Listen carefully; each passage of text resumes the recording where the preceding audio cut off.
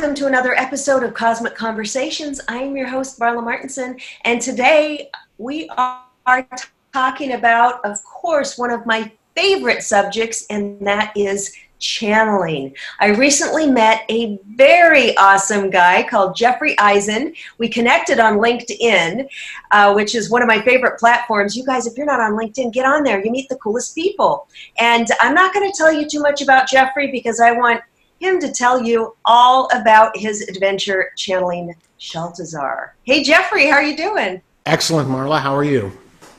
Awesome. All right. So let's just get right into it. I was fascinated when I connected with you and looked at your website and found out that you channel this collective energy called Shaltazar. But let's go back because I learned through talking to you that you were not a woo-woo type of guy in your previous Jeffrey life. You were a businessman and in marketing and all that. So tell us what you were doing before and what happened to get you into this magical life that you're living now. Yes. For the first 50 years of my life, I was an uptight type A, very driven, didn't believe in any of this woo-woo stuff, and wasn't even sure that I even believed in a higher power.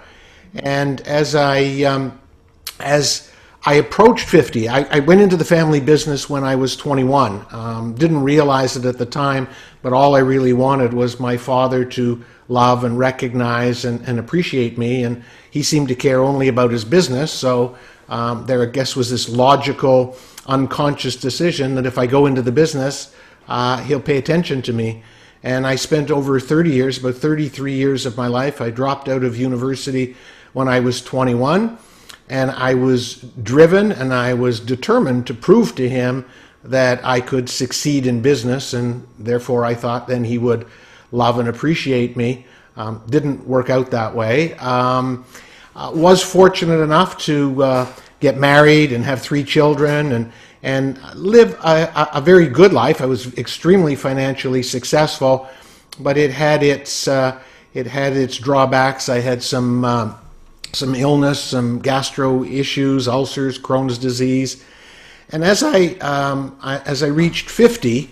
I began to question, was there more to life than just being driven? I didn't think I would ever leave the business. I allowed the business to define me. And this questioning started to come up, and of course it was very unmoving. It was like, oh my goodness, what's going on? This life that I built that seemed to be fine, although it had full of stress and anxiety, was all I had ever known. It's how I allowed myself to be defined. And we had hired a human resources consultant in the business to help with culture, and we had gotten to that size. I had built the business up from $400,000 or $500,000 a year to 25 million in sales, and it was a large organization. We had 80 people working for us, and we had to begin this sort of culture thing and move into a different era of doing business. And little did I know that this human resources consultant gave me a couple of books to read on a vacation, and it was actually The Monk Who Sold His Ferrari by Robin Sharma. And it was like, wow, this is a whole other world. I had been reading business books, and I guess I didn't realize that at the time this itching was beginning within my soul. And I read that book, and it was like, wow, this is a whole different way of looking at life. Got in touch with Robin Sharma, was able to hire him at a fairly hefty price for my first coach for 3 months. And then there was no looking back. I began this journey of self-discovery. It was amazing. I went on to a couple of other coaches. I read books. I went to Hay House events. I was listening to audios. I just was soaking up all of this knowledge because it was so fascinating. And it took me on this side journey of spirituality. And not only did I begin to believe in a higher power, but turned out I was going to be channeling that higher power. And how that started is that my first coach taught me about the holy hour, to get up early. He made me get up at 5 o'clock in the morning, where I would meditate, I would journal, I would sit in silence, I would listen to music. And in the beginning, I just dumped all of my emotional baggage in my journaling, and I hate this and I hate that, and just pouring out my guts. And it was very good. It was very effective. I've come to do a lot of work with people on emotions. But at one point, I found that I was starting in my journaling to ask questions, because I guess I had sorted out a lot of my baggage. And I asked these questions, and it was free flow automatic journaling. And when I was finished the session, I would reread it, and it was like, whoa, this is really interesting. And I shared it with my wife, and it's like, here, Lois, read this. I mean, what does this sound like? She said, who was that? That wasn't you. And it turned out that it wasn't, that was the beginning of tapping into this channeling energy. In the beginning, I did not know who or what they were, didn't know if it was a they. The first word that came to me was calcitron, but I've come to believe that is a place. And then what came to me is Gavish Baninu, and I thought maybe that's their name or his name or whatever. And I came to realize that was more a title, that Gavish Baninu is the giver or teacher of all that is good or divine wisdom. And then finally Sheltazar came through, and I realized that's the name I could refer to them, and it was confirmed to me that it was a them. They were a collective, and a little while later the energy of 33 came through, and I went on the internet and looked up the master number 33 and found out it was the master teacher number. And so what I believe them to be is master teachers. They have told me that I have been on the planet many times before. They come forth when the planet is ready for this divine wisdom. And they are also leading me to believe that the energy of the planet has changed, and that more and more people have the ability to channel. I remember in my journey, I was studying the works of Abraham, Esther Hicks channeling Abraham, and Lee Carroll channeling Cryon, and a few others. And so I was a little scared at first that, why have I chosen to channel? But I've come to realize that there are hundreds, thousands of people around the planet that are now opening up to this ability to channel. And we're all bringing in pieces of the puzzle for this potential, this great potential for change that Sheltazar says we are in right now. That's so fascinating. And how many years have you been channeling Sheltazar now? About 10 or 12 years now, about 10 or 12 years. And when so it started, as I said, with the journal entries, and I found that I was rereading those entries over and over again. They became a guiding force to me, and they helped me shape some of my beliefs and shift some of my paradigms. And I said, this stuff is just too good for just me. I need to share it with the world. And I believe that because of how I received it, that I wanted to share it in more of a sensory way. So rather than just type it out from my journal, I wanted to put it in a way that people could feel the message. And I thought, well, a CD would be a great idea. Why don't I record the messages, spoken word, and get someone to create some original music in behind, and then I will share the messages. It was a fairly large job, and probably took me 6 months to a year to comb through all of the journals. And at first I thought I could get an intern to do it, and the universe had something else in mind. I had to pick the ones that were going to be shared, and I didn't relish the fact of having to convert my handwritten, because my journaling was all handwritten, and it's something I highly recommend to people that they handwrite as opposed to type. So how was I going to take this handwritten journal and put it into some typewritten form that I could record? And I found some speech recognition software, Dragon Naturally Speaking, and that was perfect. So I converted it to type, and I found myself someone who could record my voice, create the music. And a number of years ago, I created the 2-disc CD set of the messages of Sheltazar. There were 16 of those original messages, and I still go back and listen to them. They're very, very profound. As I continued to channel, I realized that CDs maybe weren't the most effective way. People were doing a lot of digital downloads, and again, I still wanted it to be a sensory experience. So I got the idea of putting the channels to kaleidoscope videos, and I found some software that was able to create kaleidoscopes from my photos. I'm a nature photographer, and so it was really very personal that I was able to take my photos, create them into these kaleidoscopes, my voice, and then someone else created the original music. And there are now on the Sheltazar.com website 85 of those videos comprising 19 hours of channeled wisdom, and I go back and listen to them all of the time, and they're really a game changer for me, and I encourage people to check it out at Sheltazar.com. Yeah, I was watching some of those, and it's so cool to watch those kaleidoscopes and listen to that message. And then also I like to listen when I'm walking the dog. I could listen to some, and it is so cool. So what was that transition from automatic writing to speaking, Sheltazar? How did that happen, and what's that look like for you to do that?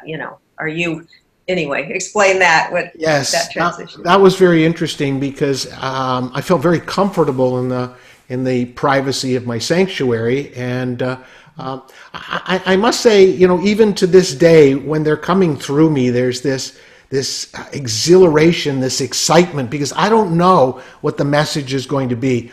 Often when I'll do a written channeling and I'm finished with it, my wife says, well, what did they say? And it's like, I don't know, and I got to wait for a day or so to read it because there's this excitement. I can't really explain it because you're talking to something so much more powerful, so much greater than I am. I used to run some meditation circles, and I would just lead the meditation circles, and I found that the more I was channeling Sheltazar, I would find that they were starting to come through a little bit in my leading of the meditation. I was very reluctant to call it channeling in a group setting. I was a little bit nervous to say, okay, I'm now going to channel Sheltazar. But as I did it a bit more, and I felt more comfortable doing it, I said, okay, let's schedule some live events. And I scheduled a number of live events and did the channeling, and that was kind of neat. I would stand up and close my eyes and hold on to a couple of crystals and do a bit of an invocation calling on Sheltazar, and then just wait for what came through. I recorded those, and those are on the website as well under live events.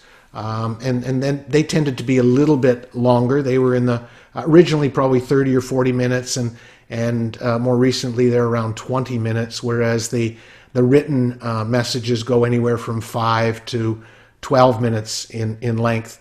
And it's definitely a different experience to channel through voice than it is through writing. And sometimes it actually is more comfortable because I don't anticipate as much when I'm writing. I find I'm squeezing the pen and waiting for what's next because, of course, it's slower. You have to write the words, and sometimes it's coming through. Right. Yeah, and whereas when you speak, you just speak. I've come to understand that channeling is, or any connection to the intuitive, is sort of a three-step process. One is the download, where you're in a sensory way, you're getting, if you're clairaudient, clairvoyant, clairsentient, or claircognizant, you're either hearing a voice or visions or a feeling or knowing. And then you have to take that sensory download and translate it or transcribe it into words. I would say that Sheltazar does not speak words to me, and that's where channeling is really more of an art than a science. So if if you would look at one of my channelings and you would say, well, you use these words, is that what Shaltazar said? I would say, no, that's my interpretation. That's my translation of what they said. It would be like if we were looking at a sunset and I said, Marla, how do this sunset is so stirring. It's so beautiful. Look at the sun setting over the ocean. What do you describe that to me? Well, you would take the feeling that you're getting of that beautiful sunset and you would try to put it into words. And that's very much like the second step of channeling. The third step is the interpretation. And I didn't realize at first. I put out all of this channel content and it made total sense to me. It changed my life. And I expected, okay, well, I'm going to put that out there and it's going to change people's lives. And, often when I talk to someone that listened to it, I get this blank stare and it's sort of like, yeah, it was interesting. And I kind of zoned out a little bit. And it's like, well, didn't you get that? And didn't you? And it's like, no, because it's meaningful for me because it came through me. And so now I'm beginning that stage of interpretation where I'm doing podcasts. I'm going to be doing some videos where you interpret. Like I was just looking at one of the messages and I put it up on social media. Beyond the nothingness lies great riches, riches beyond your imagining. If you anticipate them, they will disappear. If you expect them, they will not come. And it's sort of like, okay, what does that mean? And to me, it really means to be comfortable with the mind being quiet and getting into that still point. But I find that you need to explain that to people that didn't have the privilege of getting it directly from the source that I did. So it's really important for people that are listening to channeling to take some time to reflect and to meditate and to ruminate with these insights, these divine insights, and then figure out how you're going to apply them to your life. My ability to connect to Shaltazar was being comfortable with the nothingness. But I remember, back from my first coach, when I sat on the couch in stillness and silence, no music, and just my monkey mind, my obsessive mind feeding me thoughts, it was the most uncomfortable thing that I ever experienced. After practice, I was able to get to that still point. And then that still point allowed me then to connect to Shaltazar. If any of that. Yes. Now, was this coach, that first coach, that's the one that wrote the Ferrari, the Buddha, right. That one, right? The Soul Yep. Ferrari. Mm-hmm. Yeah. Now, was he coaching you on how to meditate or channel or be still, or what was his exact...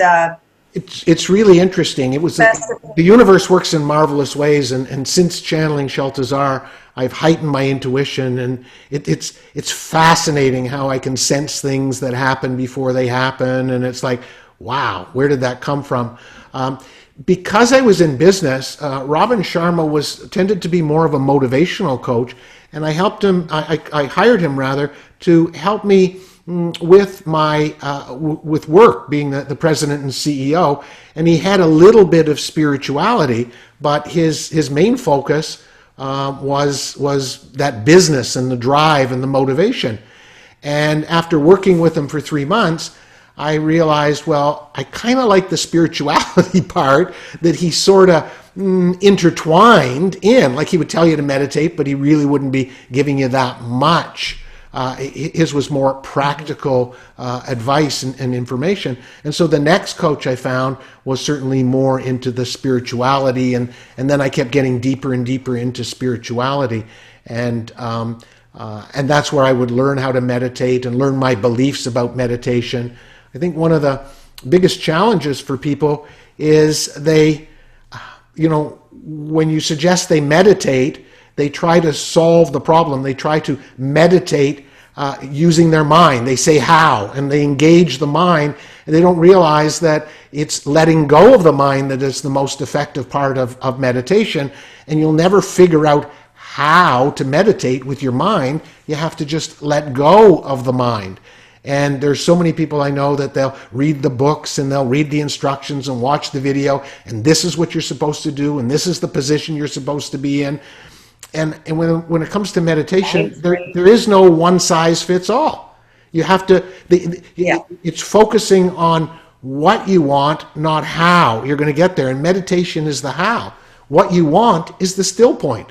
What you want is that place of calm where the mind is still and the heart is open, and the higher realms will then come through you. And I love teaching that, by the way. I love teaching people how to connect with their higher self, how to connect with their intuition. I've just started an Airbnb experience. I'm in Toronto, and I'm going to run an Airbnb experience for 2 hours, invite people into my sanctuary that's full of crystals and sound healing tools, so that they can get an introduction to connecting with their intuition. And my wife said, well, have you planned out what you're going to do? And I said, of course not. My intuition will guide me. And so when these 10 This is so exciting, Jeffrey. I love this Airbnb. If I ever come to Toronto, that's where I'm staying. That is so... Oh my gosh. The interesting thing is you don't have to stay here. And it might be something that your listeners or you want to set up. You just go on the Airbnb site and you just create an experience. You don't have to be renting out your place. Airbnb does it to create experiences in the communities where they have Airbnb rentals. And so I'm really excited to be doing that, because I've done it on a one-on-one. And there's nothing more gratifying to help someone connect to the higher realms, to connect to their intuition. And so for me, channeling Shaltazar is about sharing that wisdom and putting into practice what they're telling me to do, which is help more people connect with the higher realms, connect to to spirit, let spirit lead the way. And so if you sort of look at all of the 85 messages, you will see themes where they're encouraging us to change the way we show up. And that's what I've dedicated my life to do, is to help people. So it's really kind of interesting, because it's put real purpose into my spiritual coaching practice. And when I start with someone, I help clean out their baggage, connect to their emotion, but I'm always looking to being able to help them connect to their intuition, because their intuition will help them lead a more fulfilling, peaceful, calm life. It's sort of like the old saying, you can give a person a fish and they can eat for a day, or you can teach them to fish and they can eat for a lifetime. And connecting to your intuition is like learning to fish. You've got the access of this universal intelligence that is everything that ever was, everything that is, and everything that will be, having your back and leading you, whether it's in romance, whether it's in career, whether it's in health. You've got this resource that's there for you. And I do believe, Shaltazar has led me to believe, that the calibration of the planet has been shifted significantly. At one time, there were only the elite that could channel or connect to the divine. Now, the masses are able to connect to the divine. Sorry.